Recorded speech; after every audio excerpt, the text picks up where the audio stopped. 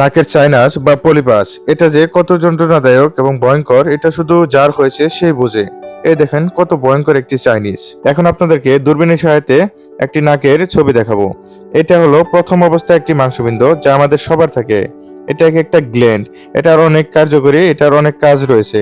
যদিও এটা বিভিন্ন কারণে ইনফেক্ট হয়ে এটা মানুষের সমস্যার সৃষ্টি করে। নাক বন্ধ হয়ে থাকা, হাঁচি আসা, সর্দি লাগা, মাথা ব্যথা, নিঃশ্বাস নিতে প্রবলেম, অনেক সমস্যা এটার দ্বারা হয়ে থাকে। আসসালামু আলাইকুম, নমস্কার। কেমন আছেন বন্ধুরা? আশা করি সবাই ভালো। আপনাদের দোয়া এবং আশীর্বাদে আমি অনেক ভালো রয়েছি।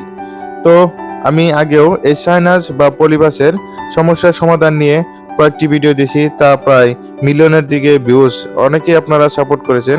আর এই ভাইকে দেখতে পাচ্ছেন, এই ভাই এসেছে ওয়েস্ট বেঙ্গলের ফারাক্কার কাছাকাছি মালদা থেকে।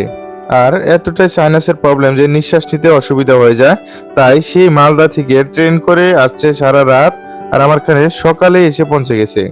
আর এখন আমি এই ভাইটার ট্রিটমেন্ট করব।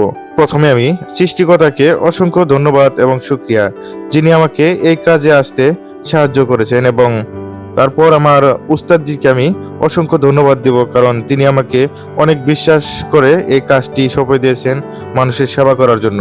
চলুন তাহলে এই ভাইটিকে এই ট্রিটমেন্টটা করব, কিভাবে করি আপনাদেরকে দেখাবো, তারপর ডিটেলসে সবকিছু আপনাদেরকে জানাবো। এই ভাইটির এই যে নাকটাই দেখতে পাচ্ছেন লাল টিকটিকে হয়ে রয়েছে, মূলত এটাই হলো সাইনাস।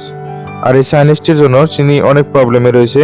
আর এই মুহূর্তে আমি নাকের মাঝখানে মেডিসিন লাগাচ্ছি।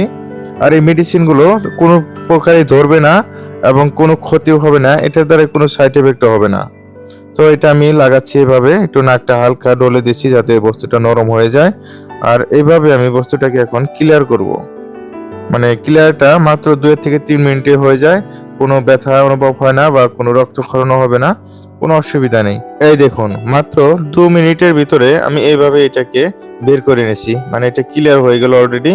আপনাদের লাস্ট দেখাচ্ছি।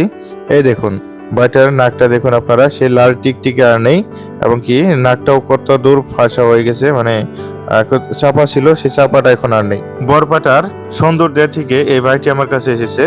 আর এই ভাইটি পাকার কাজ করে, অর্থাৎ রাজমিস্ত্রি কাজ করে। সিমেন্টের অনেক রিয়াকশনে এইটা হয়েছে, সম্ভবত অ্যালার্জি ইনফেকশন থেকে। কতটা লাল টকটকে হয়েছে দেখেন।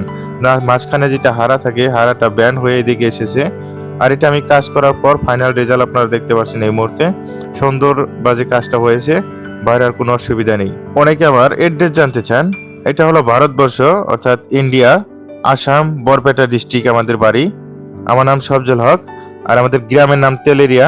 কয়েককুচি বাজার থেকে 2.5 কিলোমিটার পূর্ব দিকে আমাদের এই বাজারটির নাম হলো জানেশ বাজার।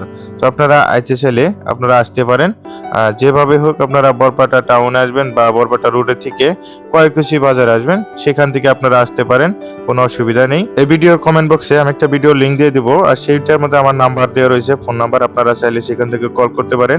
তবে হ্যাঁ, সবার কাছে অনুরোধ, সকাল 7টা থেকে 11টা পর্যন্ত আমাকে কল করবেন। রাত্রে কেউ কল করবেন না, কেউ খারাপ পাবেন না। দয়া করে ভিডিওটি শেয়ার করে দিবেন। ভালো থাকবেন, সুস্থ থাকবেন।